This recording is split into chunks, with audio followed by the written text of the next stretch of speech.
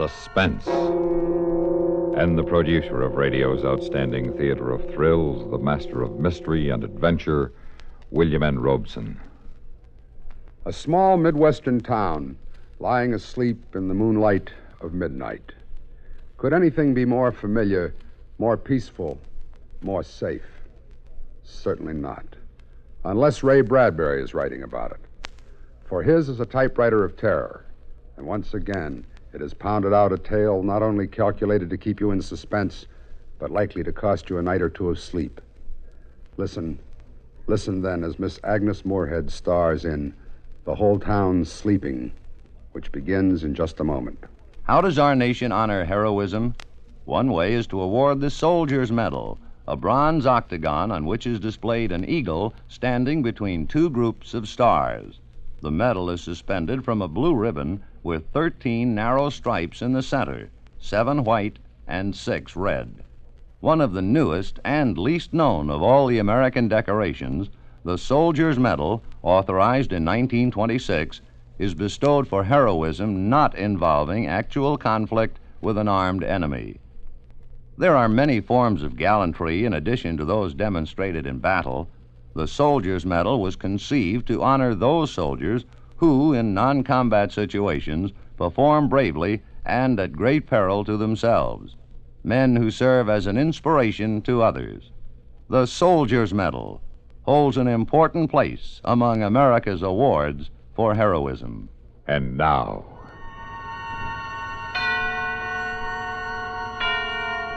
The Whole Town Sleeping, starring Agnes Moorehead. A tale well calculated to keep you in suspense.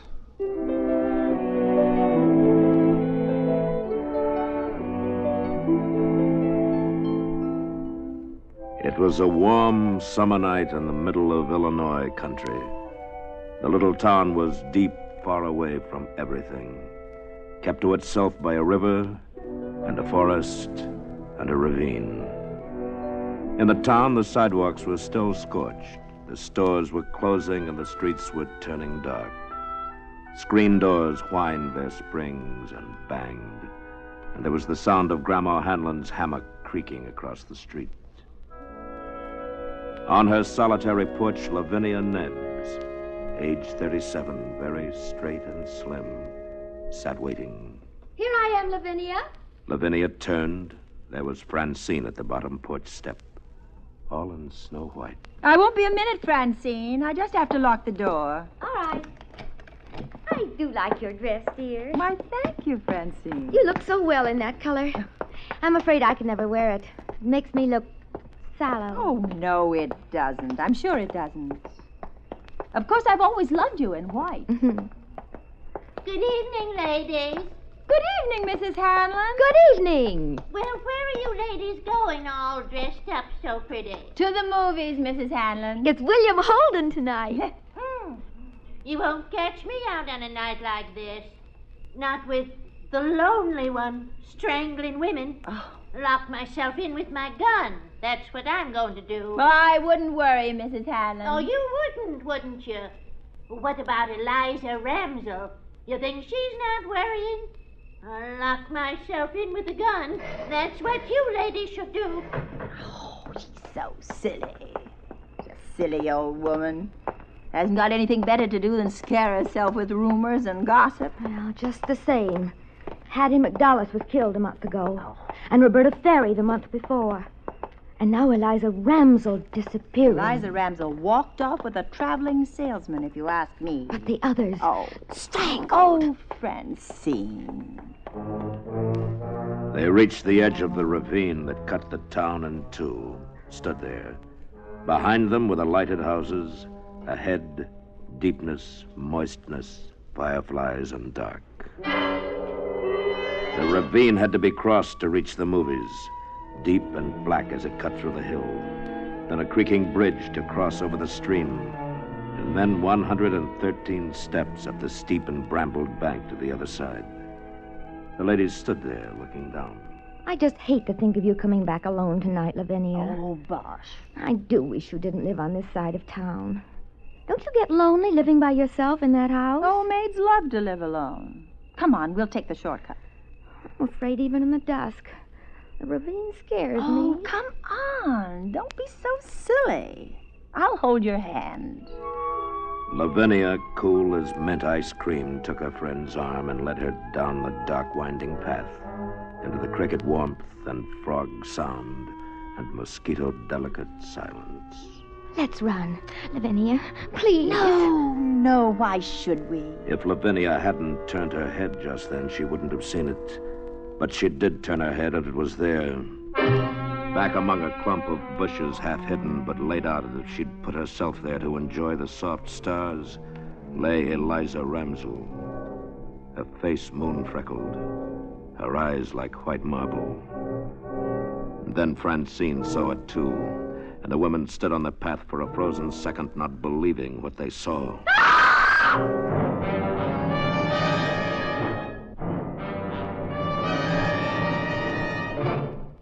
In a moment, we continue with the second act of Suspense. Another visit with Joe and Daphne Forsythe. Joe, Yeah, Daphne. you think I should go on a diet? No. But I'm adding weight. Only in the right places. Flatterer. Seriously, if I put on any more pounds, I'll be out of style. What style? The current one. It calls for that slim, chic look. The beanpole look, you mean. Boy, I don't get it. Here we are, citizens of the healthiest country on earth, with hundreds of different kinds of good food. And what are Americans doing? They're starving themselves. Well, it's fashionable. I don't want you to lose interest in my figure. Don't worry, I won't. Say, speaking of that, look at this. Here's a figure with real interest. Oh? $45 billion. It says here in the paper that the investment in United States savings bonds has reached more than $45 billion. What do you think of that figure? That's a lot of money. And just think, every $3 invested in bonds pays back $4. That's real interest for you. I know. And every savings bond is guaranteed by the government. Right. Oh, Joe, I wish you cared about my figure the way you do about those bonds you buy every payday. Honey, I've got great interest in both. Well, you just see that you stay that way. And now, starring Agnes Moorehead, Act 2 of The Whole Town Sleeping.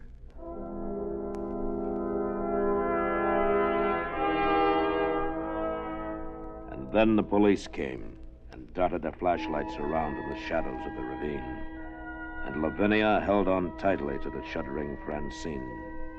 And the night grew toward 8:30. You didn't move her, ladies? No, of course not. Oh, no, we didn't touch her. How could we? And you didn't hear anything unusual? No, nothing. It's the lonely one, isn't it? The lonely one did it, didn't he? Well, I couldn't say, ma'am. We knew her, you know. She was a friend of ours. I'm sorry, that's too bad. I'll have one of my men walk you across the ravine. Oh, that won't be necessary. Thank you very much. We'll be all right. Lavinia?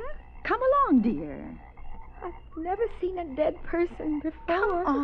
Come on. It's only a little after 8:30. We'll pick up Helen and get on to the show. The show? Lavinia, you don't mean it. Of course I do. We've got to forget about this. There's no good brooding about it. Now, if we hurry, we won't miss too much of the first feature.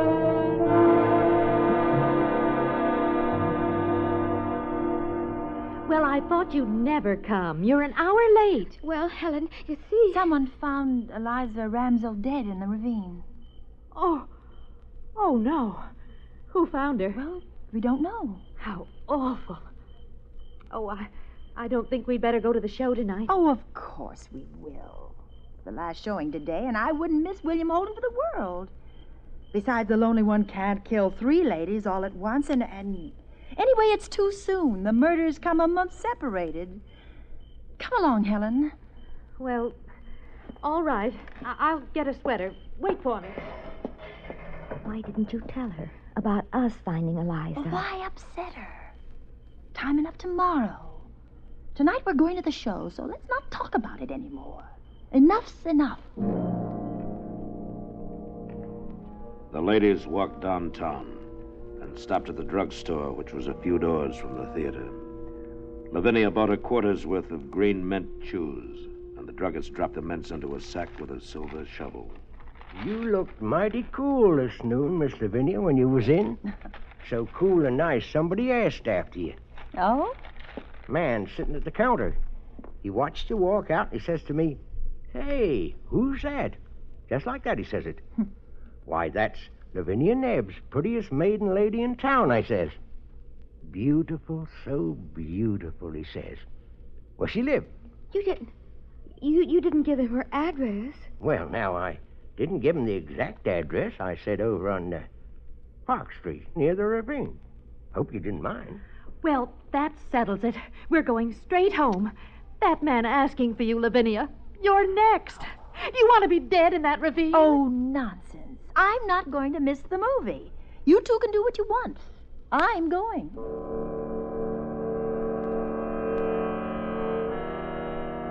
In the end, they all went to the show. Lavinia was like that. Cool, self-possessed, and persuasive.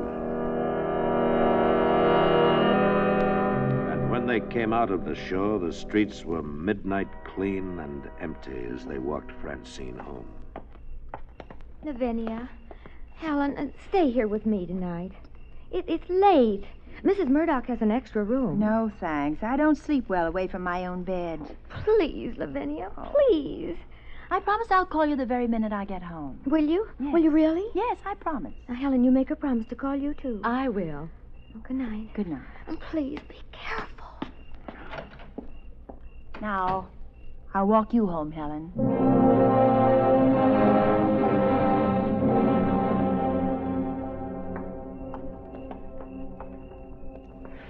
Well, I don't suppose it's any use asking you to stay with me, Lavinia. There's no reason for me to. You've certainly acted strangely all evening. I'm just not afraid, that's all. And anyway, the lonely one wouldn't be around. Not now with the police discovering Eliza's body and all.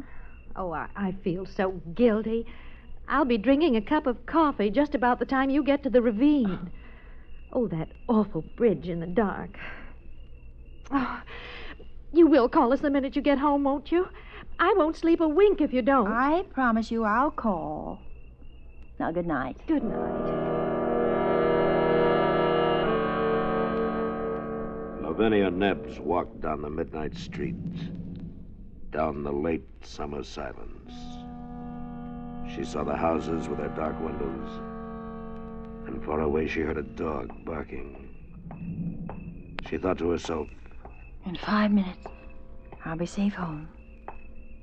In 5 minutes, I'll be phoning Francine and Helen. They're so silly.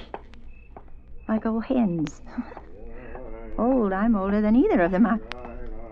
She heard the voice singing away among the trees, and she walked a little faster. And then coming down the street toward her in the dimming moonlight was a man.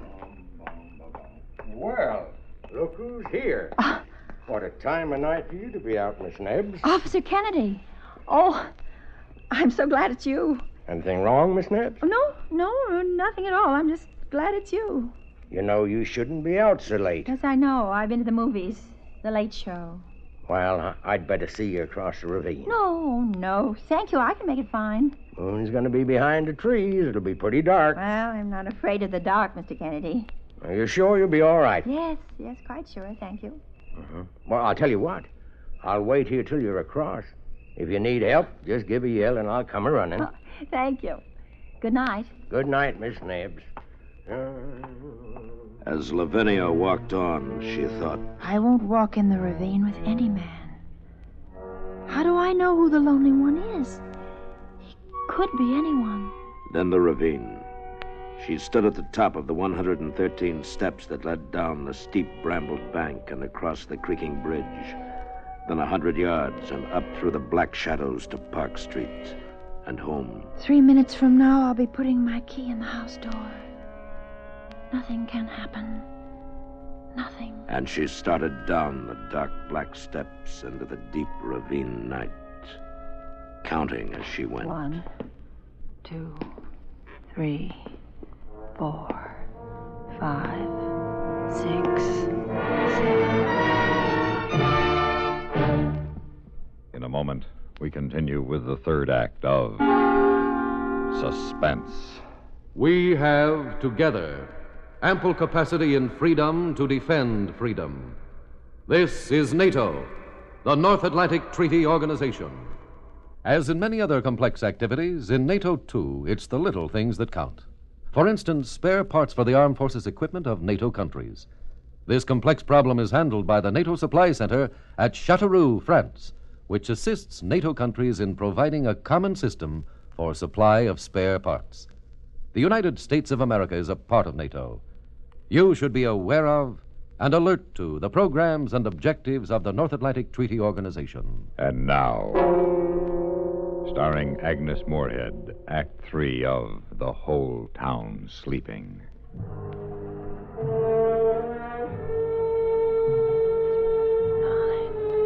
10, 11, 12, 13. And Lavinia 14, went down the steps, 15, counting as she went. 16.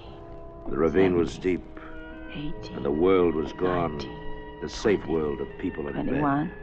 The locked 22, doors, the town, 23, the drugstore, 24, theater, the 25, lights. Everything 26, was gone. 27.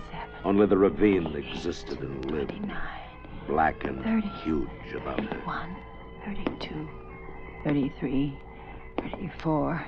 Nothing's happened, has it? No one around? Is there? 40, 41, 42, 43, 44, 45. Remember that old ghost story you told each other when you were children? About the dark man coming into your house and you upstairs in bed?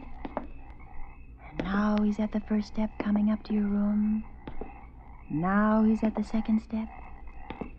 Now he's at the third and fourth and the fifth step. How you laughed and screamed at that story. And now the horrid man is at the 12th step, opening your door. And now he's standing by your bed. What? What? There at the bottom of the steps. There's a man. No. No, now he's gone. He was waiting there. Oh, there's nothing. It's empty. Nothing. There's nothing on the bridge. Oh, you fool. That story I told myself. How silly. Shall I call Mr. Kennedy? Did he hear me scream? Or did I scream? Maybe I only thought I did. And he didn't hear me at all. I'll go back up. I'll go to Helen's and sleep there tonight. No, it's near home now. Don't be silly.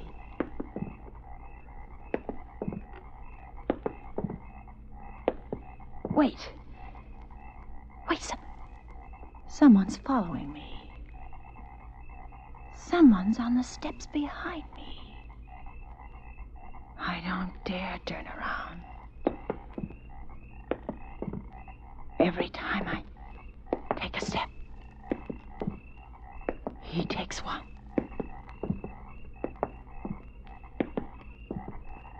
Officer Kennedy? Is that you? Is it?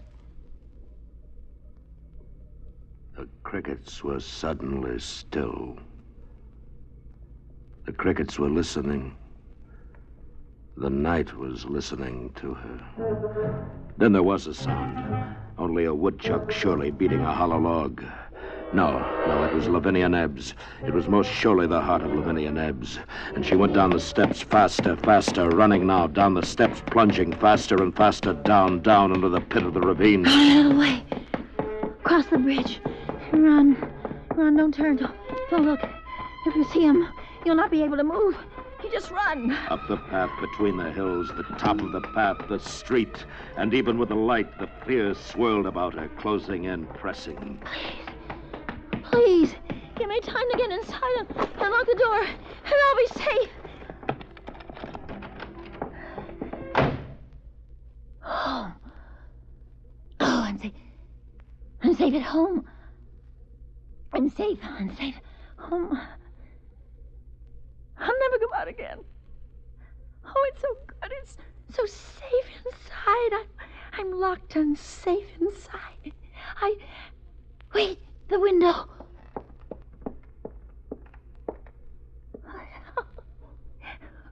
Wait, there's no one there at all.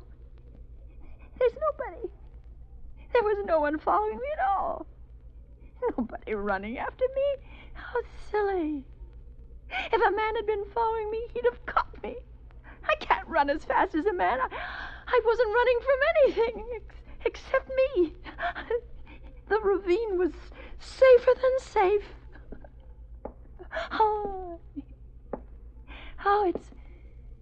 It's nice to be home, though.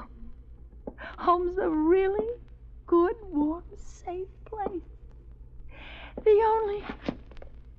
She had just put her hand out to the light switch when she heard it behind her in the blackness. Just a movement.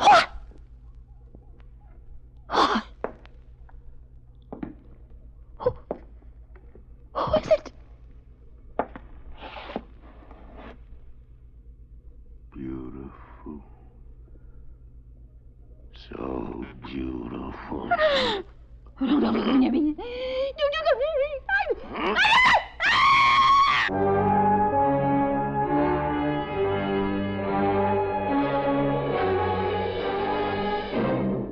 Suspense, in which Agnes Moorehead starred in William N. Robeson's production of The Whole Town Sleeping, written by Ray Bradbury and adapted for suspense by Anthony Ellis. In just a moment, the names of the supporting players and a word about next week's story of suspense.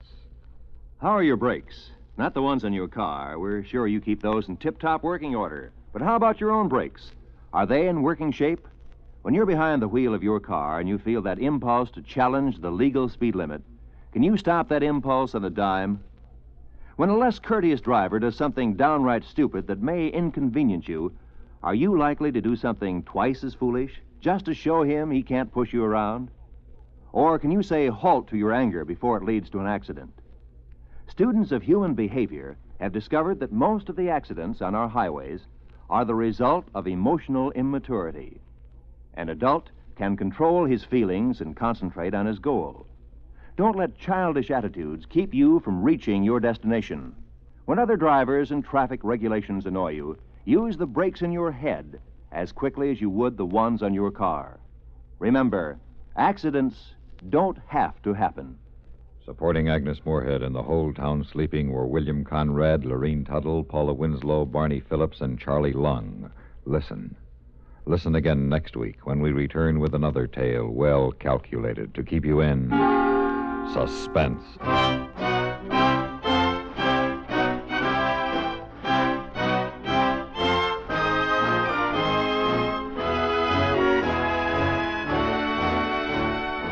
This is the United States Armed Forces Radio and Television Service.